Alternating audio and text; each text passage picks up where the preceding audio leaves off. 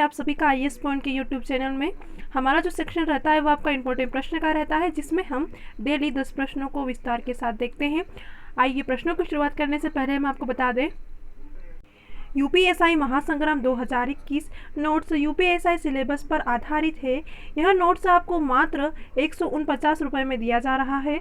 Notes में जितने भी टॉपिक है सिलेबस में वो सारे उस नोट्स में दिए गए हैं। लगभग 250 पीडीएफ का संग्रह है जो कि आपका टॉपिक टू टॉपिक है।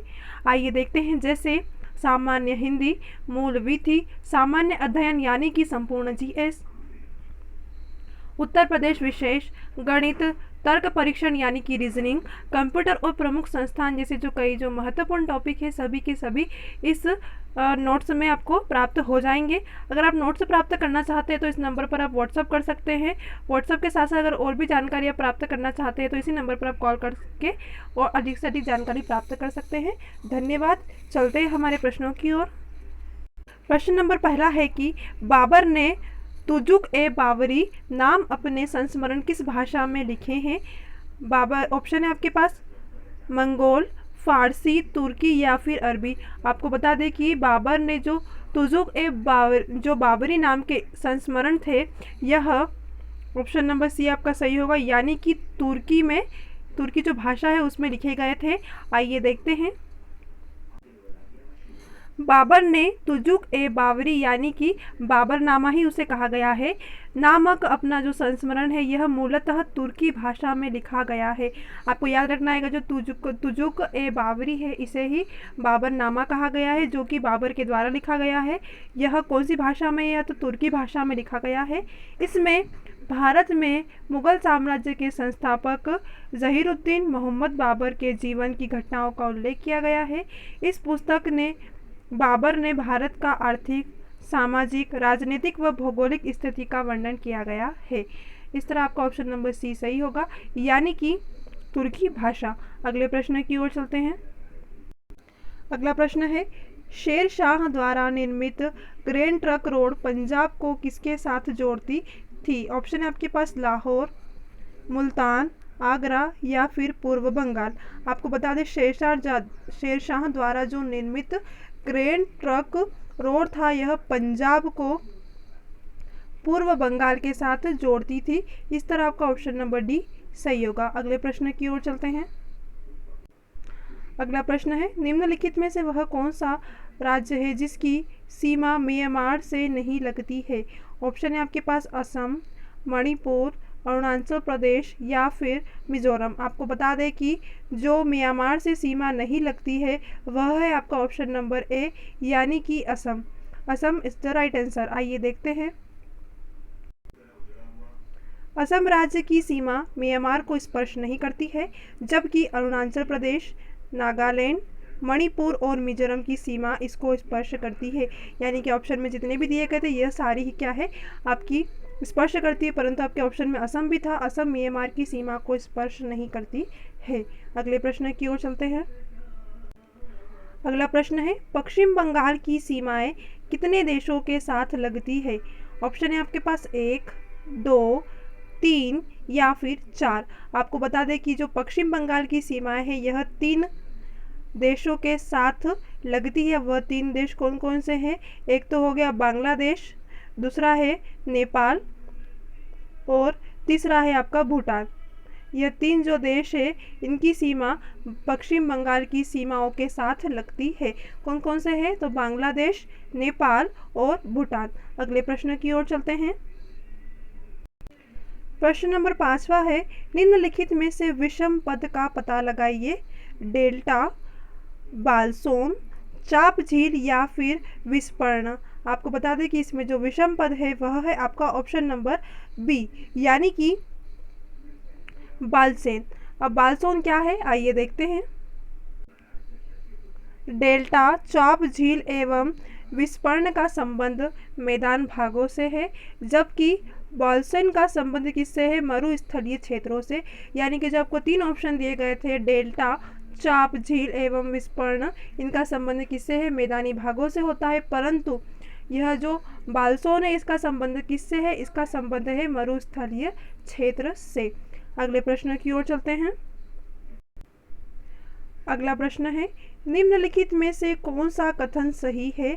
ऑप्शन है आपके पास, महादेव पहाड़ियाँ मेकल पहाड़ी के पश्चिम में है, महादेव पहाड़ियाँ कर्नाटक पठार का हिस्सा है, महादेव पहाड़ियाँ छोटा नागपुर पठार के पूर्व में है, या फिर महादेव पहाड़ियाँ अरावली पर्वत श्रेणी का हिस्सा है।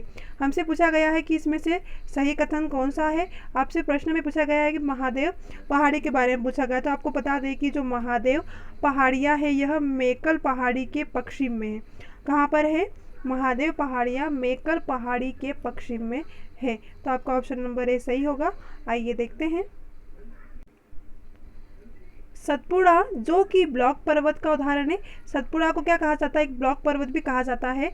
तो पश्चिम में राजपीपला पहाड़ियों से प्रारंभ होकर महादेव मेकल पहाड़ियों से के रूप में छोटा नागपुर पठार के पश्चिम सीमा तक विस्तृत है।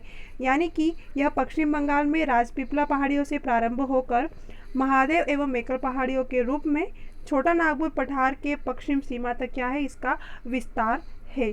तो इस तरह आपका ऑप्शन नंबर ए सही होगा। यानी कि सतपुड़ा जो कि महादेव पहाड़ियाँ मेकल पहाड़ी के पश्चिम में स्थित है। अगले प्रश्न की ओर चलते हैं। अगला प्रश्न है, बलतोड़ा हिमनद स्थित है।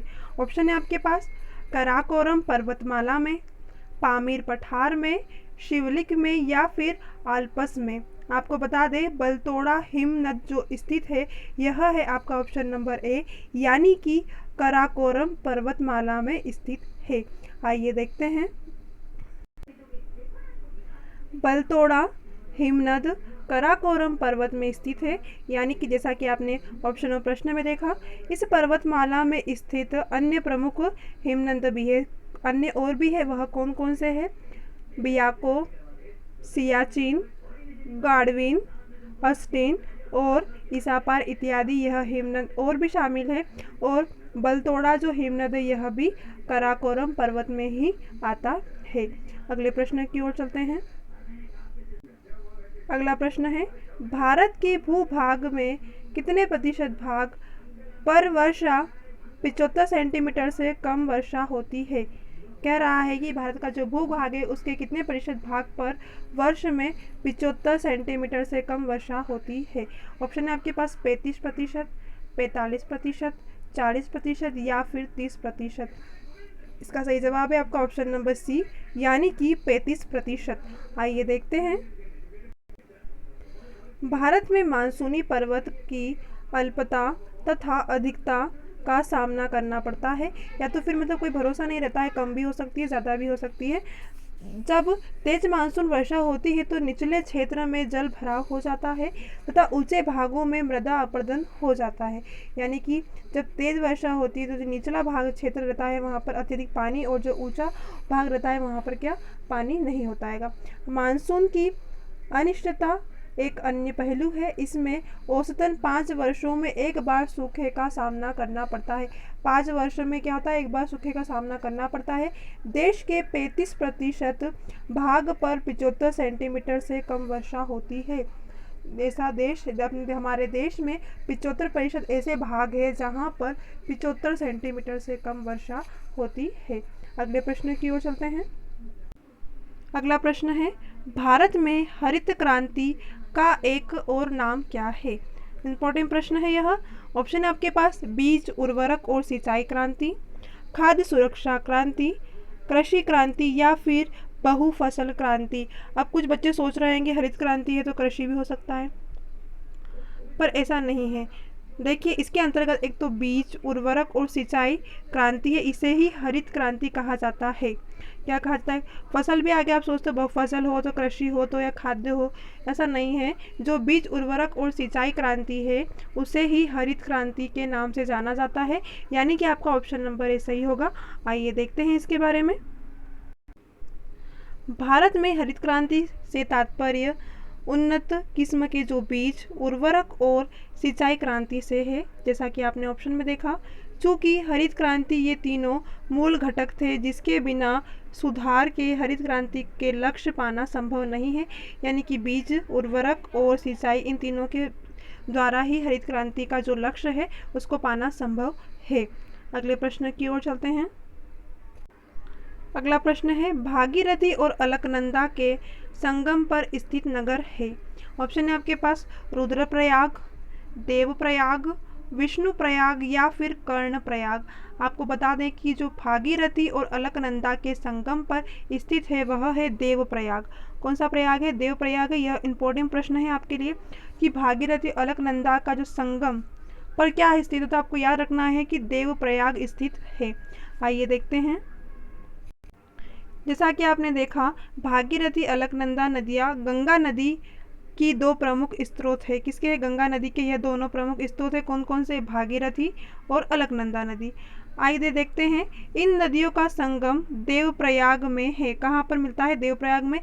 यहीं से यह नदी गंगा के नाम से जानी जाती है।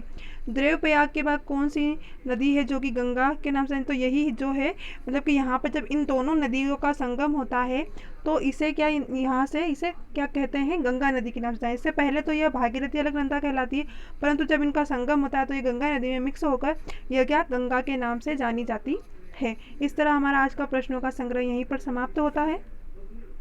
किसी भी प्रश्न में अगर आपको कोई भी डिफ़िकल्टी आई हो तो आप हमसे कमेंट सेक्शन में पूछ सकते हैं, या और कुछ भी जानकारी आप प्राप्त करना चाहते हैं तो वह भी हमारे कमेंट सेक्शन में पूछ सकते हैं।